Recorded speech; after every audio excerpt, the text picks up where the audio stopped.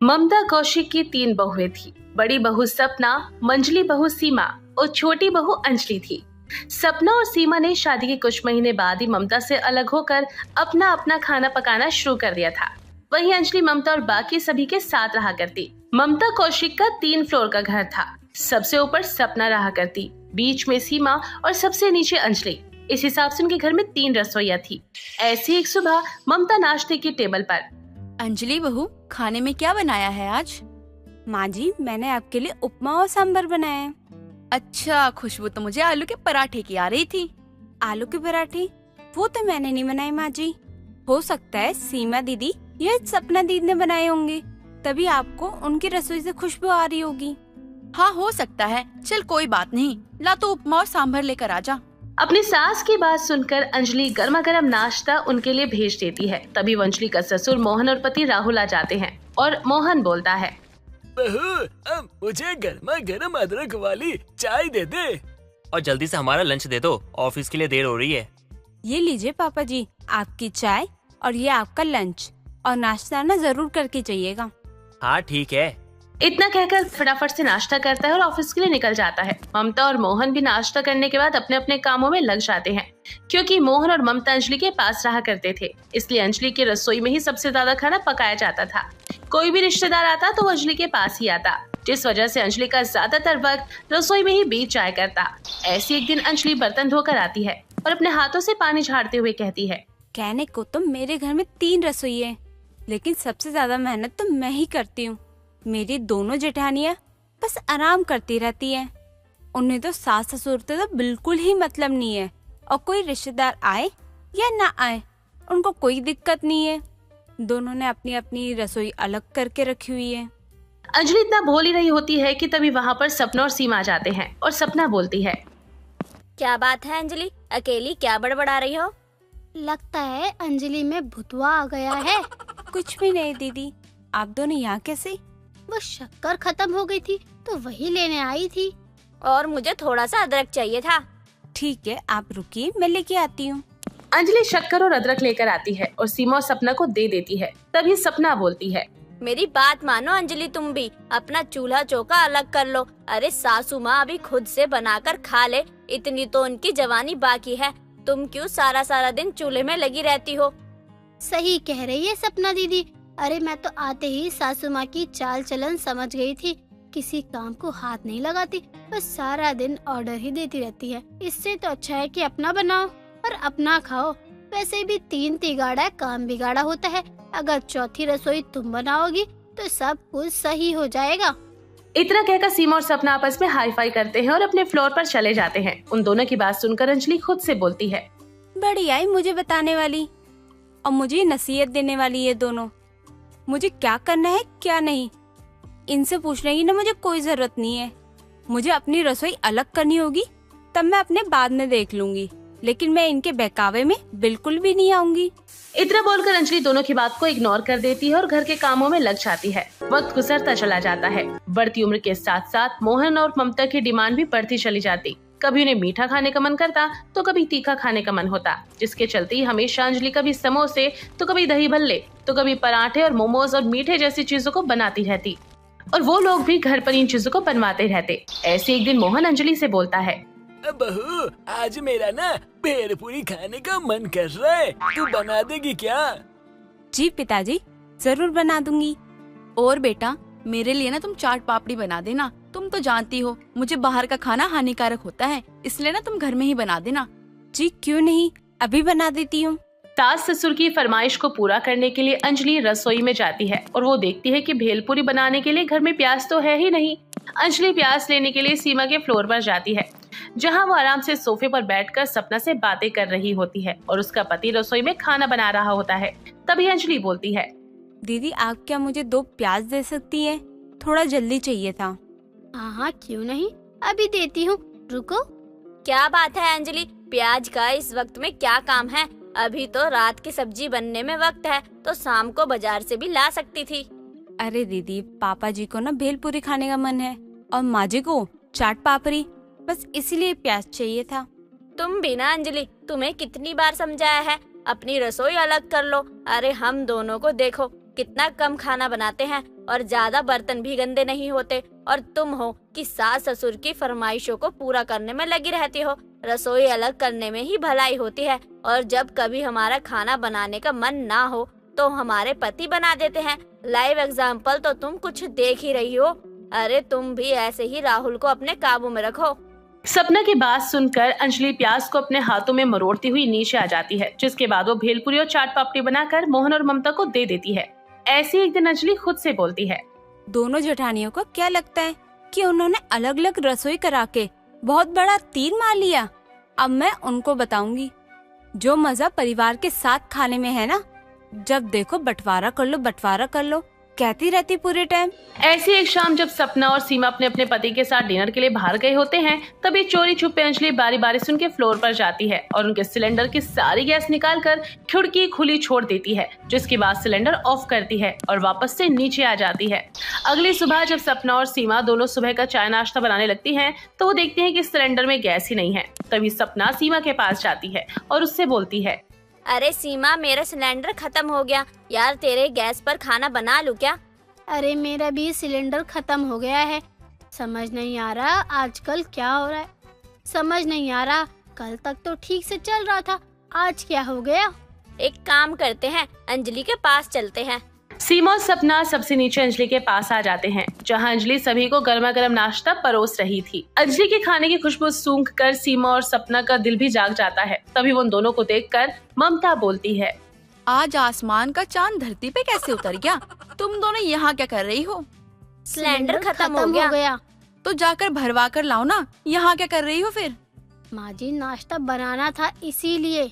जी माँ जी, अगर आप इजाजत दे दे तो हम आपकी रसोई में खाना पका सकते हैं। बिल्कुल भी नहीं, जाओ जाकर ऑनलाइन ऑर्डर कर लो, बहुत पैसे हैं ना तुम्हारे पास।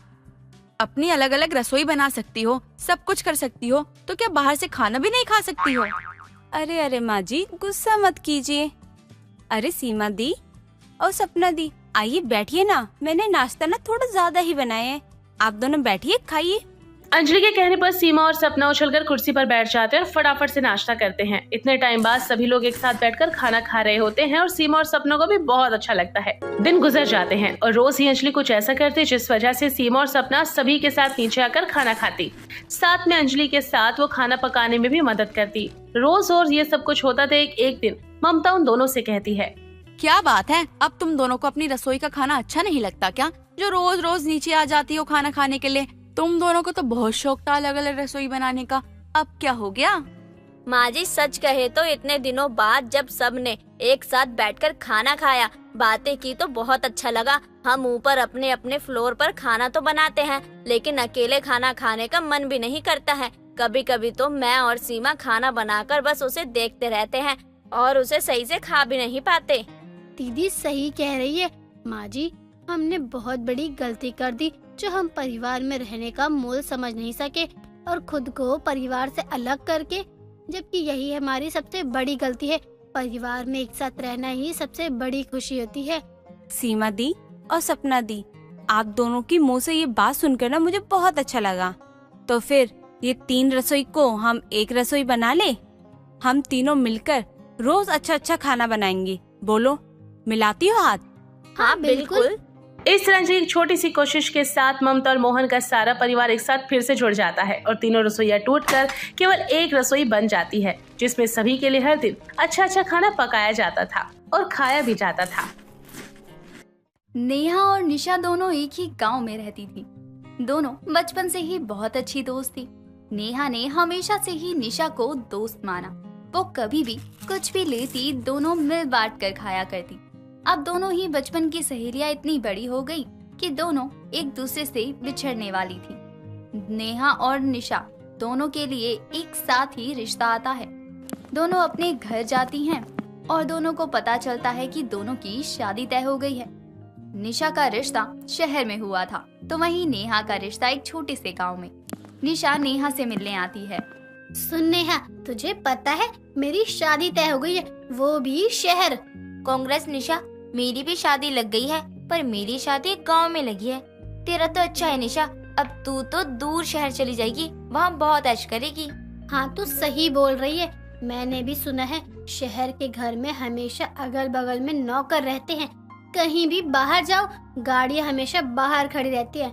मैं तो रानी बनकर रहूंगी, रानी। और तू एक गांव से निकलकर दूसरे गांव चली जाएगी, और तेरी तो किस्मत ही खराब है। नेहा, तू अपने घर वालों को बोलती क्यों नहीं है कि तेरी शादी भी शहर में करवा दे? नहीं निशा, मेरे माता पिता के ऐसे हालात नहीं है कि वो मेरी शादी शहर में करा दे। मेरे बाद मेरी 2 बहनें हैं, और तुझे तो पता है कि शादी में बहुत खर्चे होते हैं। अगर बाबा मेरे ऊपर सारा खर्चा करेंगे तो मेरी बहनों का क्या होगा? चल, जैसी तेरी इच्छा। अच्छा, मैं चलती हूँ, मुझे शहर जाने की तैयारी करनी है। तू जरूर आइयो मेरी शादी में। हाँ हाँ, जरूर आऊंगी। नेहा और निशा दोनों अपने घर से निकल जाते हैं और अपनी अपनी शादी के लिए तैयारी करने लगते हैं। कुछ दिनों बाद दोनों की शादी एक दिन ही होती है। दोनों की विदाई होती है। दोनों अपने अपने ससुराल पहुंचती। नेहा अपने ससुराल पहुंचती है तो वहां पहुंचते ही अपना ससुराल देखकर दंग रह जाती है और मन ही मन कहती है, क्या है ये मेरा ही ससुराल है ना? इतने छोटे से गांव में इतना बड़ा घर। मुझे तो यकीन ही नहीं हो रहा है कि मैं ठाकुर खानदान की बहू हूँ। मेरी किस्मत भी निशा की तरह है। वो शहर में अमीर में गई है और मैं गांव में अमीर घर में गई हूँ। नेहा के गृह प्रवेश की रस्म हो जाती है तो वहीं निशा अपने ससुराल पहुंचती है। लेकिन वो जैसे ही ससुराल जाती है तो दुखी हो जाती है। क्या सोचा था और क्या हो गया? सोचा था गाँव से निकलकर शहर आई हूँ, यहाँ बिल्कुल ठाठ से रहूंगी, लेकिन यहाँ तो एक ही कमरा है जिसमें रसोई बाथरूम सब है। मैं कैसे रह पाऊंगी यहाँ? दोनों ही सहेलियों की जिंदगी एकदम अलग अलग हो गई। नेहा जो गरीब घर से थी उसकी शादी एक बड़े खानदानी घर में हो गई, और निशा जो ऐसे माहौल में पली बड़ी वो एक शहर के छोटे से घर में जाकर बस गई। एक तरफ नेहा का पति बड़ा जमींदार था तो निशा का पति छोटे से बैंक में चपरासी। ऐसे ही दिन गुजरते रहते हैं और गुजरते दिनों के साथ दोनों अपने अपने ससुराल की सारी जिम्मेदारी संभाल लेती हैं। ऐसे ही एक दिन नेहा अपनी रसोई में खाना बना रही थी। उसकी सास सीमा उसे रसोई में देख लेती है। अरे बहू, तू यहाँ क्या कर रही है? माँ जी, मैं वो बहू, अगर तुझे कुछ चाहिए तो किसी को बोल दिया कर, वो ले आएगा तेरे कमरे में। तुझे रसोई तक आने की कोई जरूरत नहीं। नहीं माँ जी, मुझे कुछ नहीं चाहिए। मैं तो बस ये सोच रही थी कि सबके लिए खाना बना दूं। खाना बनाने के लिए घर में 36 नौकर है। तुझे कुछ करने की जरूरत नहीं है। बाहर लोगों को पता चलेगा कि ठाकुर खानदान की बहू रसोई में खाना बनाती है तो हमारी क्या इज्जत रह जाएगी। चल यहाँ से, अपने कमरे में टीवी देख। नेहा की सास कुछ भी नहीं कहती तो वहीं निशा की सास उसे परेशान करके रखती। एक दिन निशा कमरे में बैठकर अपना फोन चला रही थी। तभी निशा की सास विमला उसे देख लेती है। अरे ओ महारानी, तेरे घर का काम क्या तेरा बाप करेगा? कर दूंगी माँ जी, अभी बस 5 मिनट रुक जाओ। अरे सूरज सर पर चढ़ाया है और तेरा फोन नहीं छूट रहा। तेरे माँ बाप ने कुछ सिखाया भी है या ऐसे ही पाल पोस दिया? देखिए माँ जी, आप मुझे कितना भी कुछ कह लो, मेरे घर वालों को कुछ मत कहना। मेरी तो किस्मत ही फूटी थी जो शहर का रिश्ता सुनकर हाँ कर दिया। मेरे घर वालों ने कोई काम नहीं करवाया आज तक मुझसे, और एक यहाँ महारानी की जगह नौकरानी बना दिया है मुझे। अच्छा तो चल जा, अपने माँ बाप के पास ही रह। मैं अपने बेटे की कहीं और शादी करवा दूंगी। कम से कम घर का काम तो करेगी, तेरी तरह नहीं कि बस फोन में ही घुसी रहे। जहाँ नेहा की सास का बर्ताव नेहा के लिए जितना अच्छा था, वहीं निशा के ससुराल में उसकी इज्जत कम थी। दिन निकलते रहते हैं और दिवाली आ जाती है। दिवाली की चहल पहल बहुत थी। शहर में भी दिवाली मनाने की तैयारियां चल रही थी और गांव में भी। दिवाली वाले दिन नेहा दिए लेकर रख रही होती है। तभी सीमा नेहा को कहती है, बहू क्या कर रही है? हाँ आई माँ जी, बस थोड़े से दिए निकाल कर रख रही हूँ। तुझे कितनी बार कहा है कि घर के ये छोटे मोटे काम मत किया कर। घर में बहुत नौकर है काम करने के लिए। माँ जी, मैं ना बहुत छोटे परिवार से हूँ। मुझे वहाँ के ये सारे छोटे मोटे काम करने में बहुत खुशी मिलती है, और मेरे बाबा ने मुझे बोला है कि अपने ससुराल वालों को कभी भी शिकायत का मौका मत देना। अरे हमें तो सर्वगुण संपन्न बहू मिली है, हमें क्या शिकायत भला। चल ये सब छोड़, चल आज मार्केट चलते हैं, दिवाली की थोड़ी खरीदारी कर लेंगे। और तेरी तो पहली दिवाली है, तुझे कुछ गहने दिलाने हैं। जहाँ सीमा और नेहा दोनों दिवाली की खरीदारी के लिए बड़ी दुकान में जाते हैं, तो वहीं निशा भी अपनी सास के साथ मार्केट जाती है। नेहा की सास उसे बड़े ज्वेलरी की दुकान में ले जाती है, तो वहीं निशा की सास उसे छोटे से मार्केट ले जाती है। निशा को एक बड़ी सी ज्वेलरी की दुकान दिखाई देती है, तो विमला कहती है, माँ जी देखो ना गहनों की दुकान, चलो ना कुछ गहने लेते हैं। हा, गहने लेगी, वो भी इस दुकान से? आजा चल, तुझे गहने दिलवा देती हूँ। ये देख 10 रुपए की सेल लगी है, ले ले। आपसे कुछ बोलना ही बेकार है, कुछ बोलो तो उल्टा जवाब देती हो। मेरी माँ पापा मुझे हर दिवाली पर कुछ नया दिलाते थे और आज यहाँ रोड की सेल से सामान लूँ मैं? ज्यादा महारानी मत बन, चुपचाप से लेना है तो ले, वरना चल यहाँ से। वहीं सीमा नेहा को बड़े से जेवर की दुकान में ले जाकर कहती है, ले बहू, तुझे जो पसंद आए उसे उठा ले। नहीं माँ जी, मैं सब चीजों का क्या करूँगी, मुझे चीजों की आदत नहीं है। बहू तू ठाकुर खानदान की बहू है, तुझे इन सब चीजों की आदत डालनी होगी। ठीक है माँ जी।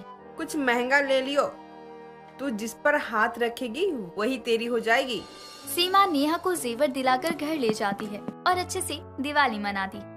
ऐसे ही दिन गुजरते हैं और गुजरते दिन के साथ दोनों सहेलियां प्रेग्नेंट हो जाती हैं। दोनों की डिलीवरी का समय नजदीक होता है। निशा अपनी डिलीवरी के लिए हॉस्पिटल देख रही थी, तभी विमला कहती है, क्या देख रही है फोन में? अब छोड़ दे, अपने बच्चे के बारे में सोच ले। माँ जी मैं तो बस हॉस्पिटल देख रही हूँ। ये देखिए सिटी हॉस्पिटल, आप मुझे यहीं लाना। काहे का हॉस्पिटल? हमारे जमाने में सबके बच्चे घर पर होते थे, कोई डॉक्टर के नहीं जाता था। दाई माँ आएगी वो ही देख लेगी, समझी? अपने दिमाग का तार ज्यादा मत चला। जहाँ निशा की डिलीवरी घर में ही होती है, वहीं नेहा की डिलीवरी एक बड़े से हॉस्पिटल में होती है, जहाँ उसकी देखरेख करने के लिए डॉक्टर्स और नर्सें थीं। दोनों ने अपने अपने बच्चों को जन्म दिया, बच्चे की देखभाल करने लगे। ऐसे ही एक दिन विमला निशा को सुबह उठाते हुए कहती है, अरे ओ महारानी, उठ जा और जाकर नल से पानी भर ले। माँ जी सुबह सुबह इतना गला क्यों फाड़ रही हो? अभी तो 4 बजे हैं बस। हाँ इसीलिए कह रही हूँ, 4 बज रहे हैं, पानी भर ले, समझी? निशा सोकर उठती है और पानी भरने जाती है और खुद से कहती है, मेरे मायके में क्या जिंदगी थी मेरी, और यहाँ नौकरानी बना दिया है। वहाँ कुछ भी नहीं किया और यहाँ सारा काम करना पड़ता है। इसलिए कहते हैं ज्यादा घमंड नहीं करना चाहिए। जहाँ निशा इतना दुखी थी, वहीं नेहा अपने ससुराल में खुश थी। एक दिन उसकी सास उसके लिए बहुत सारे पकवान बनाती है और उसे खिलाती है और मन ही मन कहती है, कितनी अच्छी किस्मत है मेरी, जहाँ मुझे एक वक्त का खाना इतनी मुश्किल से मिलता था, आज वही मुझे पेट भर खाना मिलता है। भगवान ऐसी खुशी हर गरीब लड़की को दे। एक सहेली जहाँ अपने ससुराल में खुश थी, तो वहीं एक सहेली अपने ससुराल में दुखी। निशा ने अपने अमीर सपने देखने के चक्कर में अपने सुखी जीवन को ही खो दिया और नेहा गरीब होकर भी ऐसे घर में गई जहाँ उसे बहुत प्यार मिला। सविता की 2 बहुएं थी, काली बहू मालती और गोरी बहू सुधा। सुधा मालती की जेठानी होती है। दोनों देवरानी जेठानी में बिल्कुल सगी बहनों की तरह प्यार था। एक दिन मालती और सुधा दोनों ही घर के काम कर रही थी और सविता हॉल में बैठकर अखबार देख रही थी। तभी सविता की पड़ोसन कुंती हाथ में मिठाई का डब्बा लिए आती है। ले सविता, मुंह मीठा कर, आज मैं बहुत खुश हूँ। क्या हो गया, तू इतनी खुश क्यों है? और मिठाई किस खुशी में बांट रही है? कौन सी लॉटरी लग गई तेरी? अरे लॉटरी लगने से भी बड़ी बात है सविता। नाचती रहेगी या कुछ बोलेगी भी? अब बोल, मुझे और भी काम है। अरे बात ऐसी है कि मैं दादी बनने वाली हूँ। मेरी बहू पेट से है, बस इसी खुशी में पूरे मोहल्ले में मिठाई बांट रही हूँ। ये तो बड़ी ही अच्छी खबर है। पता नहीं मेरे नसीब में ये खुशी कब आएगी। मेरी 2 बहुएं हैं, पर एक को भी बच्चा नहीं हुआ है। ये तो बिल्कुल सही बोल रही है। तेरी बहू की शादी को तो 1 साल हो गया है, फिर भी बच्चा नहीं हो रहा। सविता एक काम कर, तो इनको डॉक्टर के पास ले जा, शायद वहाँ से कोई मदद मिल जाए। हाँ तो सही कह रही है, ये दोनों तो खुद जाएगी नहीं, लेकिन इन दोनों को कल ही डॉक्टर के पास ले जाऊंगी। हाँ एक बार चेक करवा ले। चल अब मैं चलती हूँ, पूरे मोहल्ले में मिठाई जो देनी है। कुंती सविता को मिठाई देकर चली जाती है। कुछ देर बाद सुधा और मालती दोनों साथ में आते हैं और कहते हैं, कौन आया था माँ जी? कुंती आई थी, मिठाई देकर गई है। मिठाई किस खुशी में देकर गई हैं? अरे उसकी बहू पेट से है, वो दादी बनने वाली है, इसीलिए पूरे मोहल्ले में मिठाई बांट रही है। अरे अभी तो 4 महीने पहले शादी हुई है ना, फिर इतनी जल्दी बच्चा कैसे? ये तो तुम दोनों सोचो कि उसकी अभी 4 महीने पहले शादी हुई है, वो माँ बनने वाली है, और तुम दोनों की शादी को 1-1 साल हो गया है, पर तुम दोनों में से एक ने भी खुशी नहीं दी है अभी तक। पर माँ जी, जरूरी तो नहीं है ना कि सबको बच्चा एक साथ हो, सबकी फैमिली प्लानिंग अलग अलग होती है। तू तो ज्यादा ज्ञान मत दे, मेरा भी मन है कोई मुझे दादी बोले, घर में बच्चे की किलकारी गूंजे, मैं भी खुशी खुशी मोहल्ले में मिठाई दूं। सविता इतना बोलकर वहाँ से चली जाती है। ऐसे ही कुछ दिन निकलते हैं और एक दिन अचानक से मालती को उल्टियाँ होने लगती है। उल्टी करते हुए सविता उसे देख लेती है और उसके पास जाकर कहती है, क्या हो गया तुझे, ठीक तो है ना? चल चल उठ यहाँ से। माँ जी, पता नहीं क्या हुआ, अचानक से चक्कर आने लगा और उल्टियाँ शुरू होने लगी। एक काम बोल दो, बस कमजोरी आ जाती है, काम न काज के दुश्मन अनाज की, चल डॉक्टर के पास। सविता मालती को डॉक्टर के पास ले जाने वाली ही होती है कि तभी कुंती आती है। क्या हो गया मालती को, इसको कहाँ ले जा रही है? अरे इससे थोड़ा काम बोल दो कि चक्कर और उल्टी आने वाली होती है, बहुत ज्यादा ही नाजों से पाला है इसकी माँ ने।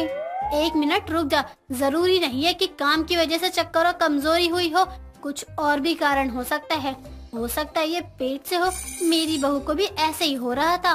चल तू फालतू की बात मत कर, अभी कुछ दिन पहले बिल्कुल ठीक थी, तो अभी अचानक पेट से कैसे होगी? रुक मालती बेटा, तू बता, कुछ खट्टा खाने का मन कर रहा है क्या तेरा, और जी अजीब सा लग रहा हो? हाँ आंटी जी, सुबह से 4 बार अचार खा चुकी हूँ। ले सविता, तू भी दादी बनने वाली है, तेरे घर भी खुशियाँ आने वाली है। कुंती इधर सविता और मालती से बात कर रही थी, तभी अंदर से सुधा हाथ में अचार खाते हुए बाहर आती है। क्या हो गया? मालती को सारे घेर कर क्यों बैठे हो? ठीक तो है ना मालती? अब सभी सुधा को अचार खाते हुए शक की नजरों से देखते हैं। तभी सविता कहती है, मालती तो ठीक है, पर तू अचार क्यों खा रही है? तू ठीक है ना? माँ जी, 2 दिन से पता नहीं क्या हुआ है, उल्टी हो रही है और खट्टा खाने का मन भी कर रहा है। आज सोचा डॉक्टर को दिखा देती हूँ। ले सविता, अभी तक एक भी बच्चा नहीं था, अब तेरी दोनों बहुएं एक साथ पेट से हैं। तेरे घर में 1 बच्चे नहीं 2 बच्चे आएंगे। हाँ कुंती, तू सही कह रही थी, आज मैं भी पूरे मोहल्ले में लड्डू बांटूंगी, इन दोनों ने मुझे बहुत अच्छी खुशखबरी दी है। सविता दोनों बहुओं को गले से लगाती है और खुश हो जाती है। ऐसे ही महीने निकल जाते हैं और दोनों की प्रेगनेंसी को 6 महीने गुजर जाते हैं। सविता दोनों बहुओं को एक जैसा ही ख्याल रखती, दोनों को खाना खिलाना, बालों में तेल लगाना, सारी सुविधाओं का ध्यान रखती। ऐसे ही एक दिन सविता की दूर की मौसी फुल्की देवी घर आती है और सविता को आवाज लगाते हुए कहती है, ए सविता बिटिया, कहाँ है रे? देख तेरी मौसी आई है। अरे प्रणाम मौसी जी, आप आज यहाँ कैसे? अरे अब तो और घर आने के वास्ते तुझसे पूछना पड़ेगा क्या? नहीं नहीं मौसी जी, आप तो बहुत सही समय पर आई है, मेरी दोनों बहू पेट से है और अब आप ही दोनों की डिलीवरी करवाओगी। क्या बात है, दोनों बहू पेट से हैं, जरा दोनों को बुला तो देखूं कैसा है दोनों का बच्चा। सविता मालती और सुधा दोनों को ही आवाज लगाकर बाहर बुलाती है। ये कौन है माँ जी? ये मेरी दूर की मौसी है, ये तुम दोनों को देखेगी, तुम दोनों की अच्छे से देखभाल करेगी, क्योंकि तुम दोनों का पहला बच्चा है ना। हाँ बहुरिया, चलो दोनों बैठ जाओ यहाँ पर, एक एक करके देखती हूँ। फुल्की देवी दोनों को देख लेती है और वापस अपने अपने कमरे में भेज देती है। सुधा और मालती दोनों एक दूसरे को सहारा देते हुए वहाँ से जाती है। दोनों में इतना प्यार देखकर फुल्की सविता को कहती है, सविता तेरी एक बहू तो बहुत काली है और एक बहू गोरी है। काली बहू का बच्चा बिल्कुल काला होगा और अगर काली बहू की परछाई गोरी बहू के बच्चे पर गई तो सुधा का बच्चा भी काला होगा। क्या मौसी जी, ऐसा भी कभी हुआ है क्या? आप फालतू में दिमाग में उल्टी सीधी बातें मत डालो। अरे होवत है बिटिया, नहीं तो तू देख लियो, जब बच्चा होगा तो सुधा को काला बच्चा होगा और मालती को गोरा होगा। कोई बात नहीं मौसी जी, बच्चा तो भगवान का रूप होता है, चाहे जैसा भी हो। आपने मुझे ये बात बोल तो दी, लेकिन किसी और को मत बोल देना। सविता फुल्की को सुनाकर चली जाती है। सविता को अपनी बहुओं का इतनी तरफदारी करता हुआ देखकर फुल्की को गुस्सा आता है और वो सोच लेती है कि सविता को नहीं बल्कि वो सुधा के दिमाग में ये चीजें भर देती है। फुल्की सुधा के कमरे में जाती है और कहती है, सुधा बहू, और कैसी है तू? अरे दादी जी आइए, मैं बिल्कुल ठीक हूँ। आप बताओ कि आप यहाँ क्यों आई हो? आप मुझे बुला लेती, मैं आ जाती। अरे नहीं नहीं, मैं तो तुझे बता देती हूँ कि तू अपनी देवरानी से दूर रहियो। अगर उसके साथ रहेगी तो तेरे बच्चे पर बुरा असर पड़ेगा और वो काला रंग का पैदा होगा। सुधा के दिमाग में फालतू की बातें डालकर फुल्की देवी चली जाती है और सुधा को भी शक हो जाता है। वो मालती को अब कभी भी अपने कमरे में नहीं आने देती और उससे दूर ही रहती। मालती को कुछ भी समझ नहीं आता और वो भी उससे दूर ही हो जाती। दिन बीतने लगते हैं और दोनों की डिलीवरी की डेट आ जाती है। दोनों ही एक सुंदर से बेटे को जन्म देती हैं। फुल्की की कही बात सही हो जाती है और मालती ने एक बहुत ही गोरे बच्चे को जन्म दिया और सुधा ने सांवले बच्चे को। दोनों हॉस्पिटल में एडमिट थी। सुधा की आंख खुलती है और वो देखती है कि उसका बेटा सांवला है और मालती का बेटा बिल्कुल गोरा। मालती, मैंने तुझे हमेशा छोटी बहन जैसा प्यार दिया और तूने मेरा बच्चा बदल लिया। तुझे शर्म नहीं आती है क्या? कैसी बात कर रही हैं आप? मैं क्यों आपका बच्चा बदलूंगी? ये मेरा ही बच्चा है। तू इतनी काली है और तेरा बच्चा गोरा कैसे हो सकता है? ये मेरा बच्चा है। ये सब पास में खड़ी सविता सुन रही होती है। सविता सुधा पर चिल्लाते हुए कहती है, तू चुप हो जा सुधा, तेरे दिमाग में गोबर भरा है क्या? ये बच्चा मालती का ही है। मेरे सामने तुम दोनों ने बच्चे को जन्म दिया है तो बच्चा बदल कैसे सकता है? और ये तेरा बच्चा क्यों लेगी? सविता के बहुत देर तक समझाने के बाद और सबूत दिखाने के बाद सुधा को यकीन हो जाता है कि उसका बच्चा किसी ने नहीं बदला। वो हाथ जोड़कर सबसे माफी मांगती है। दोनों को घर लाते हैं और बहुओं के पहले बच्चे का स्वागत बड़े ही धूमधाम से करते हैं। केशव अपनी माँ सरला और बीवी पूनम के साथ रहा करता था। केशव सुबह ही अपनी पाव भाजी की दुकान लगाने के लिए सुबह के समय घर से निकल पड़ता और देर शाम घर लौटता। केशव अपनी पाव भाजी की दुकान से इतना तो कमा ही लेता था कि वो अपने घर वालों की जरूरतों को पूरा कर पाए। एक रोज केशव अपने पाव भाजी की दुकान पर ग्राहकों को पाव भाजी बनाकर खिला रहा है। तभी केशव पाव भाजी बनाते हुए सोचता है, भगवान की दुआ से मेरी दुकान तो रातों रात बहुत ही तरक्की कर रही है, लेकिन अब लगता है मेरे इतने ग्राहक तो हो ही चुके हैं कि मैं थोड़ी बहुत चालाकियां भी करूंगा ना तो भी मेरे ग्राहकों को कुछ पता नहीं चलेगा। अरे केशव भाई, कैसे हो आप? एक प्लेट पाव भाजी तो लगाना। अरे बड़े दिनों बाद दिखे हो, कहाँ थे इतने दिनों से? बस भाई थोड़ा गांव गया था मैं, माँ की तबीयत खराब है ना, उनसे ही मिलने के लिए गया था। लेकिन कुछ भी कहो, आपकी पाव भाजी का कोई जवाब नहीं। बहुत मिस किया मैंने आपकी पाव भाजी को। अरे भाई ये तो बस आपका प्यार है जो आपको यहाँ तक लेके आ जाता है। बस अभी लगाता हूँ आपका एक्स्ट्रा बटर वाला पाव भाजी। अब केशव पूरे दिन काम करने के बाद देर रात घर जाता है और अपनी माँ से पूछता है, माँ छोटू आया था क्या सामान देने के लिए? मैंने कहा था माँ घर पे होंगी, घर पे पहुँचा दे। सामान तो दे गया है, लेकिन मुझे इस बार सामान कुछ ठीक नहीं लग रहा है। रिफाइंड तेल, मैदे का कट्टा, सब मुझे लोकल कंपनी का लग रहा है। अरे माँ धीरे बोलो, धीरे। सब कुछ मैंने ही किया है, ये सब मैंने मंगवाया है। आप तो जानती हो ना कितनी महंगाई हो रही है और कौन इतना देखता है। सबको तो खाने से मतलब होता है और ऊपर से मेरी दुकान का नाम इतना फेमस हो गया है कि दूर दूर से लोग खाने के लिए आते हैं मेरी पाव भाजी। देख ले केशव, कल को ऐसा ना हो इस खराब सामान की वजह से तेरी दुकानदारी पर फर्क आए। अरे माँ छोड़ो ये सब, मैं देख लूंगा। बस आप ना अभी के लिए खाना लगा दो, मुझे बहुत भूख लगी है। हाँ हाँ अभी लगा देती हूँ, तू हाथ मुंह धो ले, तब तक मैं खाना लगा दूँ।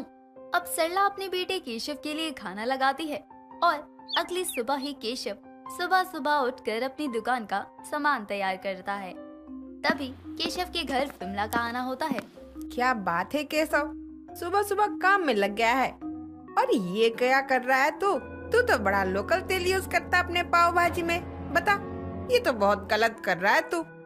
मेरा पोता गोलू भी तेरी ही दुकान का पाव भाजी लेकर रोज शाम को खाता है। अरे नहीं नहीं विमला, ये तो गलती से किसी और का सामान आ गया है, ये तो बदलवाएगा। उससे अच्छा तेल रिफाइंड मांगा था, लेकिन उसने ये पकड़ा दिया। अच्छा, मुझे तो लगा कि पाव भाजी के लिए केशव इन सब चीजों का इस्तेमाल करता है। वैसे इतनी सुबह तुझे क्या काम याद आ गया जो उठकर सीधा मेरे घर चली आ रही है? अरे मैं तो एक कटोरी चीनी लेने आई थी। वो क्या है ना सरला, चाय बनाने गई थी तो चीनी ही नहीं मिली। ला दे दूं तुझे चीनी, वरना ना तू मेरा खाना पचाने देगी ना तू अपना खाना पचा पाएगी। अब विमला चीनी लेकर तो चली जाती है और इधर सरला अपने बेटे केशव से कहती है, देखा विमला की नजरें कितनी तेज है। मैं तो तुझे कह रही हूँ 2 पैसे कम कमा लेंगे, लेकिन अच्छे से कमाए तो अच्छा रहेगा। माँ, ये सब आप मुझ पे छोड़ दीजिए और आप चिंता मत कीजिए। मैं सब कुछ ना देख लूंगा। पहले भी मैं देखता था, अब भी देख लूंगा और अपनी पाव भाजी की दुकान बहुत अच्छे से आगे बढ़ाऊंगा। ठीक है केशव, तुझे जैसा सही लगे। केशव अपनी दुकान लगाने के लिए अपनी रेडी को लेकर निकल पड़ता है और केशव अपनी रेडी को लेकर उसी जगह पहुंचता है जहां वो रोज दुकान लगाया करता। अब दुकान लगाने के बाद रोज की तरह केशव की दुकान पर ग्राहकों की भीड़ होने लगती है। पूरा दिन निकल जाता है और शाम को केशव अपनी दुकान को बढ़ाकर घर आ रहा होता है। क्या बात है, आज तो मुझे दुगना मुनाफा हुआ है। आज तो मैंने बहुत कमाई कर ली। माँ को घर जाके बताऊंगा ना तो माँ भी बहुत खुश होगी कि उनके बेटे ने अपने दिमाग से दोगुना मुनाफा कमाया है। अब केशव घर पहुंचता है और अपनी माँ को कुछ पैसे देते हुए कहता है, माँ माँ माँ माँ, आज मुझे दोगुना मुनाफा हुआ है और ये लीजिए कुछ पैसे आप अपने पास रखिए। क्या बात है, मेरा बेटा बड़ा हो गया है और वो घर की जिम्मेदारियों को भी समझने लगा है। लेकिन मैं फिर से तुझे समझा रही हूँ, कभी कभी हमारी चालाकियाँ भी मुसीबत का कारण बन जाती है। अरे माँ, आपका बेटा केशव है ना, आप क्यों चिंता करती हो? सब कुछ मुझ पे छोड़ दो, मैं सब देख लूंगा। केशव थोड़े पैसे ज्यादा कमाने के लिए अपनी बनी बनाई दुकान को डुबा ना दे। उसकी माँ सरला को हमेशा यही डर लगा रहता था, लेकिन केशव बड़ी ही चालाकियों से अपने काम में लगा था। कभी वो सस्ते तेल रिफाइंड और कभी वो खराब आलू मसाले का इस्तेमाल कर रहा था ताकि उसके पास थोड़ा ज्यादा पैसा बच सके। अब केशव इस सोच के साथ अपनी पाव भाजी की दुकान चला रहा था। ऐसे ही कुछ दिन बीत जाते हैं, लेकिन केशव देखता है उसके ग्राहक कम हो रहे हैं। केशव भाई, एक बात कहूँ, अब वो आपकी पाव भाजी में वो मजा नहीं जो पहले आया करता था। अच्छा, ऐसा है क्या? लेकिन मैंने तो पाव भाजी बनाने में पहले भी कोई कमी नहीं की थी और आज भी किसी चीज में कोई कमी नहीं की है। देखो केशव भाई, हम रोज पाव भाजी खाने के शौकीन हैं, हमें तो स्वाद का पता चल ही जाता है। बस मैं आपको बता रहा हूँ क्योंकि अब मुझे भी आपके पाव भाजी में कुछ खास स्वाद नहीं आ रहा है। उस आदमी के चले जाने के बाद केशव खुद से कहता है, अच्छा, तभी मैं सोचूं मेरी दुकान पे लोग कम क्यों आ रहे हैं। लगता है इसी कारण से लोग मेरी दुकान पे कम आ रहे हैं। चल कोई नहीं, जितने भी आ रहे हैं काफी है। 50 लोग भी आ गए ना तो मेरी तो अच्छी खासी कमाई हो ही जाएगी। अब केशव इन बातों पर ध्यान नहीं देता और अब भी अपने पाव भाजी बनाने की चीजों में मिलावट ही कर रहा था। एक रोज विमला केशव की दुकान पर पहुंचती है। अरे केशव बेटा, मैंने तो तेरी दुकान पहली बार देखी है। अरे मेरा पोता गोलू जिद करने लगा पाव भाजी खानी है तो आज आया नहीं तो मुझे आना पड़ा। अरे विमला आंटी बैठो ना, मैं अभी बना के देता हूँ पाव भाजी। केशव को विमला पाव भाजी बनाता हुआ देखती है, तभी उसकी नजर ब्रेड पर जाती है जो कि हल्के खराब हो गए थे। अरे केशव, ब्रेड तो ताजा है ना, मुझे ये कुछ ठीक नहीं लग रहा है, जरा दिखा तो। अरे आंटी ठीक है, आज ही मंगवाया मैंने। आप बैठो ना, आपको 1 नंबर पाव भाजी बना के दूंगा। अरे केशव, इसमें तो फफूंदी लग गई है और ये आलू भी मुझे बासी लग रहे हैं। ना ना, तू रहने दे, मुझे नहीं चाहिए। इससे ही मेरे गोलू का पेट खराब रहता है। आंटी ये सब आप मुझे अकेले में भी कह सकती थी, आप सबके सामने बोल के मेरे ग्राहकों को बिगाड़ क्यों रही हो? अरे केशव, कैसी बातें कर रहा है तू?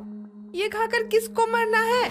ना ना, मैं तो एक क्या 10 लोगों को बताऊंगी कि तू सड़े हुए सामानों से पाव भाजी बनाता है, और इन सब से तू लोगों की सेहत के साथ खिलवाड़ कर रहा है।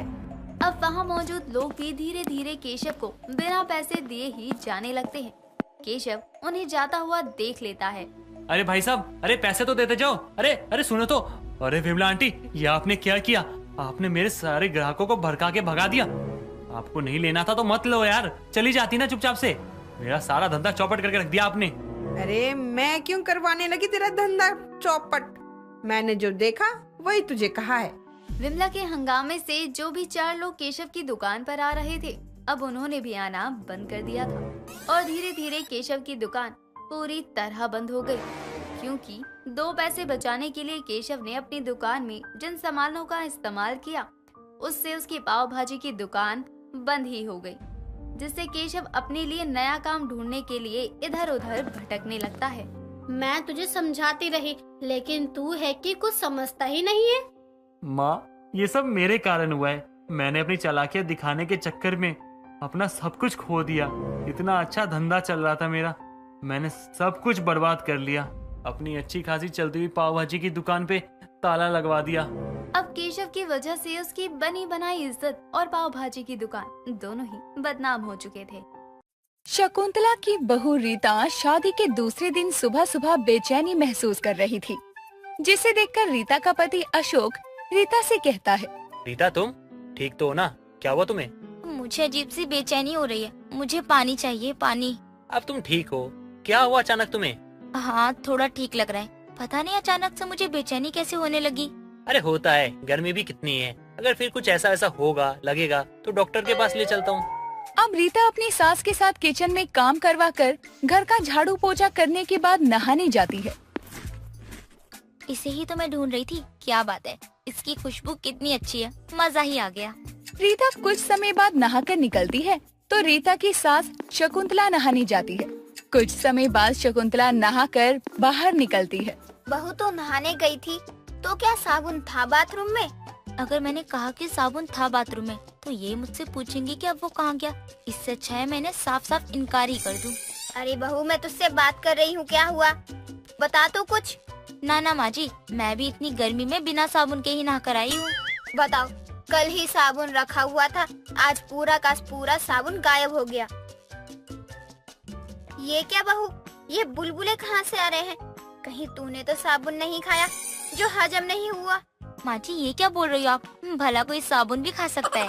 तो क्या सुबह सुबह पानी में सरफ मिलाकर पिया था क्या तूने? माँ जी, आप तो जानती हैं पीने का और नहाने का पानी कितना खराब आ रहा है। अजीब कारण दे गई है बहू, मुँह से बुलबुले आने के। शकुंतला तो साबुन ढूंढ रही थी, इसीलिए वो इस बात को इग्नोर कर देती है और अगले दिन भी शकुंतला नहाने जाती है तो उसे फिर से साबुन नहीं मिलता।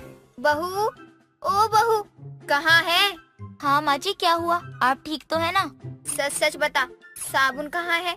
आज भी मैं नहाने गई तो मुझे साबुन नहीं मिला।